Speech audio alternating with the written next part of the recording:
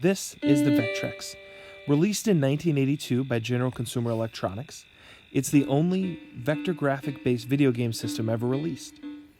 The Vectrex can only display black and white graphics, so each game, which you can see here, are a mixture of games that use the Vectrex unique accessories such as a light pen or a 3D imager, and games that were arcade games or available for other systems at the time. Each game, since the Vectrex could only display black and white graphics, came with an overlay that could add color and boundaries or other elements to the gameplay. As you can see for Clean Sweep here, the package comes with the instruction manual, the cartridge for the system, and the overlay. The overlay adds a yellow border in the middle there to help with gameplay.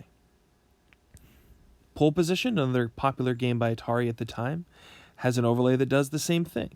It adds context to the game to make it more interesting. As I mentioned before, the Vectrex has a light pen, so you can actually draw on the screen using the pen to draw different lines and vectors using those graphics in games such as Animaction or Melody Master, a music creation game. 3D games for the Vectrex came with a cartridge and a color wheel that spun in front of the 3D imager glasses, as you can see here. The effect is adding color to the different white lines based on the color that spins throughout.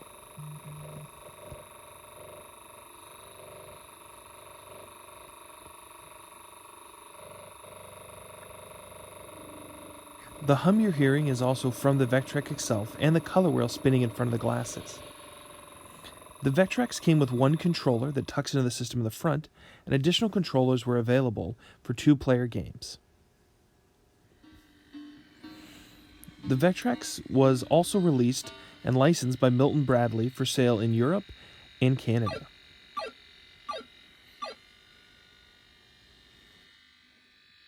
In addition to Milton Bradley, Bandai, a Japanese gaming company, released the system in Japan, as you can see here. With a fresh color scheme of green, in addition to the gray of the standard system from General Consumer Electronics, it's a much more vibrant look.